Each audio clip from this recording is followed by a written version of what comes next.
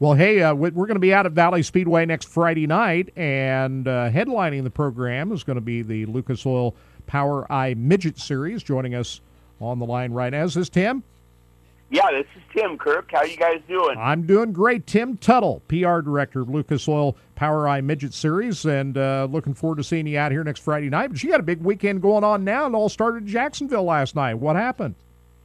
Well, Mario Klauser won his first POWRi Midget race of his career. He started in the middle of the pack, and he hugged the inside and really didn't even see him coming. Brad Kuhn and I'm sorry, it's early in the morning here for me. We had a late night, but Zach Dahm were fighting out on the outside, and Mario came through on the inside and took the lead and won.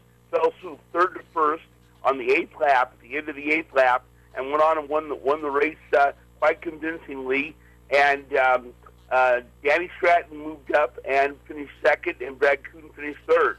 So it was very exciting race actually for the first eight laps. There was a lot of good races throughout, of course. But once Mario got the lead, he just sort of controlled the lead and he had two restarts and pulled out on both of them, and really had the race under control. And he was very happy because he only lives 20 miles from Jacksonville. He lives in Auburn, Illinois, and he had about 20 to 30 friends. He said friends and family that were there, and it was like a home track win for him. I'm not familiar with Jacksonville, Tim. How big a track is it? It's a quarter mile. It's a fairgrounds track. It's a nice facility. Big pit area, of course, and nice covered grandstand.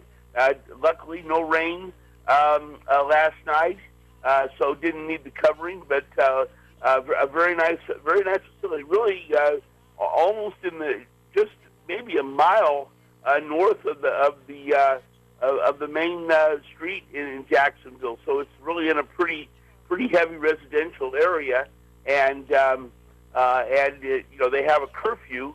So we had to cut the feature off by 5 laps. So we only ran 25 laps. I hate it when that happens. Wow. Well, it was unfortunate. I don't think it changed anything. Mario had the race under control. Yeah. Well, it's Macon Speedway. That's also a short track, right? It's a 1/5 mile. It's really similar to Belle Claire down in Belleville, Illinois, where we run 5 times and we run 4 times. We're scheduled for 4 times at Macon, and the drivers all tell me that when you run laps at Macon, you're basically also running laps at Belle Claire. They're really identical, but it's a really nice, it's a very historic track. It opened sometime in the 1940s. It went out of business for a little while. Tony Stewart and Bob Sargent is the hands-on guy, the managerial control of the facility, and he came in with Tony Stewart and Ken Schrader invested, and they brought the facility back to life a few years back. And they run weekly shows, and then we're there I think 4 times this year. And but it's really a nice racetrack. Great racing there. Isn't Kenny Wallace associated with that track too? I believe so. I knew there were 3, and I couldn't remember the third one. Three NASCAR drivers who came in and with Bob and got the track going again. And I know Kenny Schrader and Kenny Wallace. I know they show up sometimes and run races there to try to bring in the fans. All right, let's talk about next weekend. Big weekend of racing. Valley Speedway Friday night, Lucas Oil Speedway on Saturday night. Last year was a memorable program at Valley Speedway, wasn't it? That was a great show, and I'm sure all of the fans that attended that event last year will be back for this particular event.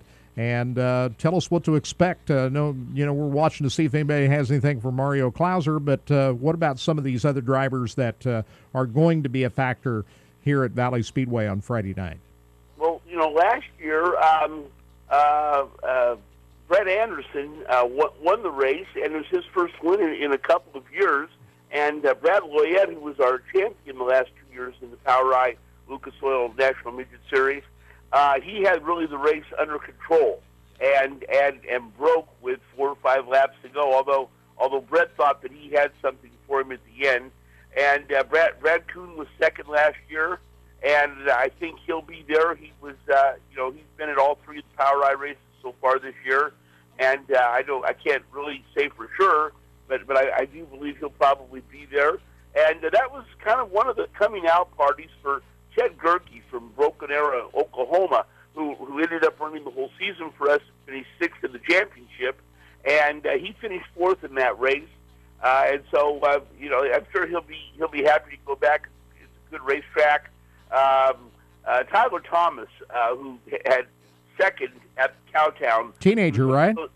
What's that? He's a teenager, right?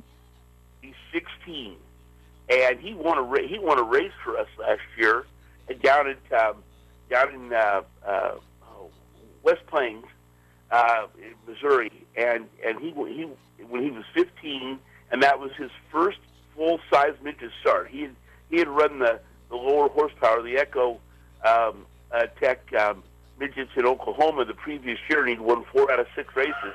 And so they decided they would give a shot at the full-size, full-powered midget, and he won his first start down at West Plains and last year, and then he was second in the second night at Cowtown in Kenningdale, Texas, in our second race of the year. And he entered it last night with a second place in the points. So he really is a great emerging talent in midget racing, and he's fully committed to the full season in POWRi. I think we'll probably see there's another young Oklahoman. I think he's 16 or 17. His name is Christopher Bell, and he didn't have a good night in the midget last night. Of course, we had 53 midgets last night and only 22 starters. So it's not easy to make our shows. And but he's a great talent. I'm sure he'll be there.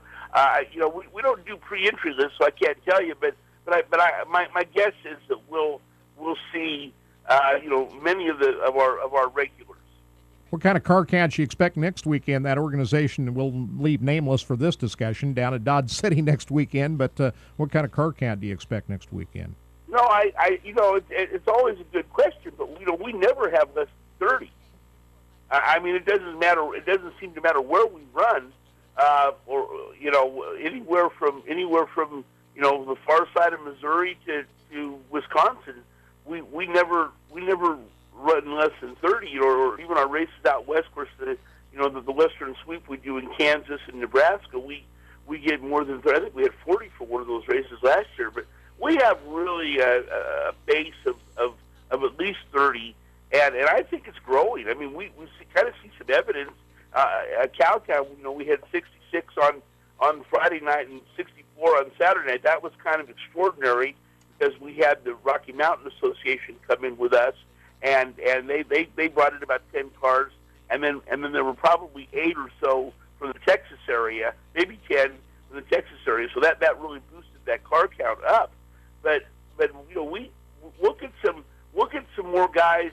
On a Saturday night or on a Friday night on the far side of Missouri, look at some guys out of Oklahoma that are really looking for somewhere to run, which is why we started the POWRi West Series this year, because we're going into Oklahoma for the first time to race, and that's because these guys from Oklahoma kept telling us when they come run with us, they kept saying to us, if you come run in Oklahoma, we'd run with you more. These back-to-back events scheduled, that's critical to these guys going out and racing. You've got the Lucas Oil event, Lucas Oil Speedway, scheduled for Saturday night. But these guys traveling, that is so crucial to schedule these back-to-back nights for the travel costs these racers have out on the road. Yeah, well, I mean, that's the way Kenny Brown, our executive director, our co-founder of POWRi, planned it. We don't run midweek races. Very often we run one in the micros, none in the midgets. We plan it that way, or Kenny plans it that way, so that they can amortize their travel expenses, and they can come out and run 2 races. And a lot of guys have full-time jobs, and so if they have to take an afternoon off to get to the racetrack on Friday, they only lose a half a day's work, and it's really planned that way. So that's why we run virtually our entire schedule is Friday and Saturday with our midgets and our micros. Yeah, this micro division has really grown. I didn't really realize till I was down at the Tulsa Shootout this year. We covered it for the first time on RacinBoys, just how big this has become, this micro sprint division. And you've got a lot of entries in that division. I know you're racing them this weekend at Jacksonville and Macon, but that's a class for POWRi that's really grown, hasn't it? Yeah, I think the micros have always been there. They've been racing, for track championships and racing all over, the Midwest and the South and the Far West. There's a lot of micro racing in Oklahoma, and I think it's always been there. I think they were just looking for somewhere to run with, so they could run for a championship, and somewhere where they could run for purses that were consistent and people got paid. And so I think the micros have always been there.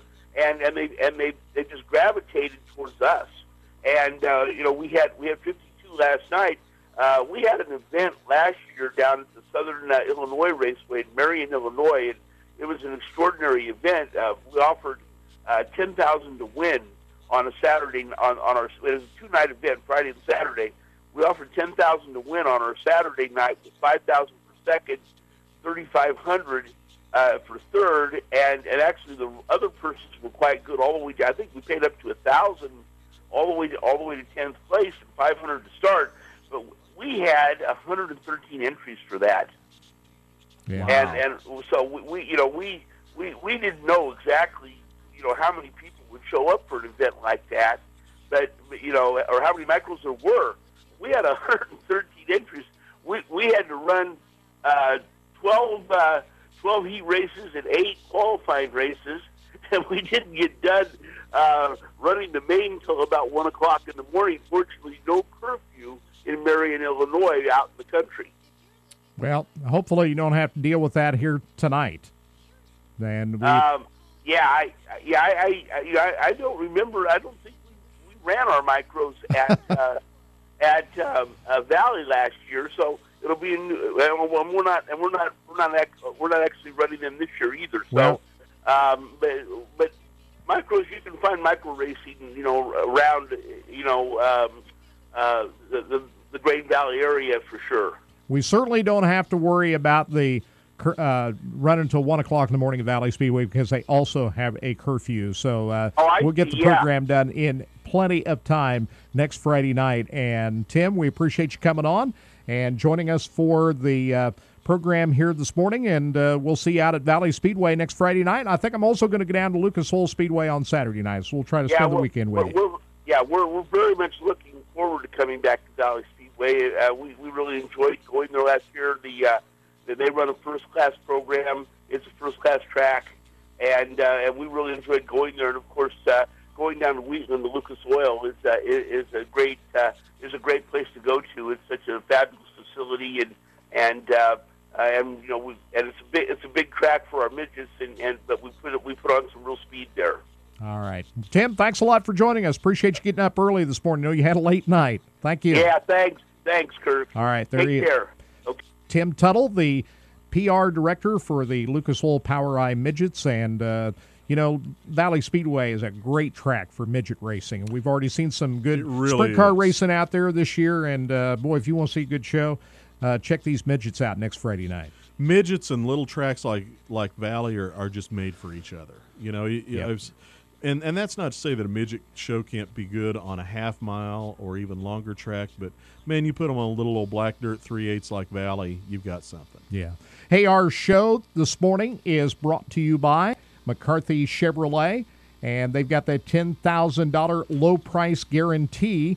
They can't be matched anywhere in Kansas City. So if you're looking for a terrific Chevrolet, they've got a different wide variety of options for you to choose from the Chevrolet Silverado pickup to the Malibu, the Cruze, the Camaro, the Traverse. And I like Scott's driving one of these Equinoxes. I fell in love with that car. He's had that for a number of years now. You talk about durability out on the road. His Equinox has been that. He's had that coast to coast, and I'm thinking that's on my radar screen. I'd like to have one of those vehicles. Impala, Cobalt, Corvette, they've got it all, and new or used at McCarthy Chevrolet. down in Olathe. So check them on out, McCarthyChevrolet.com, and we appreciate them for being a big sponsor for us. Thanks to Brian and all the crew down at McCarthy Chevrolet here with the Racing Boys, and they're big supporters of racing, and we appreciate them being a part of the show.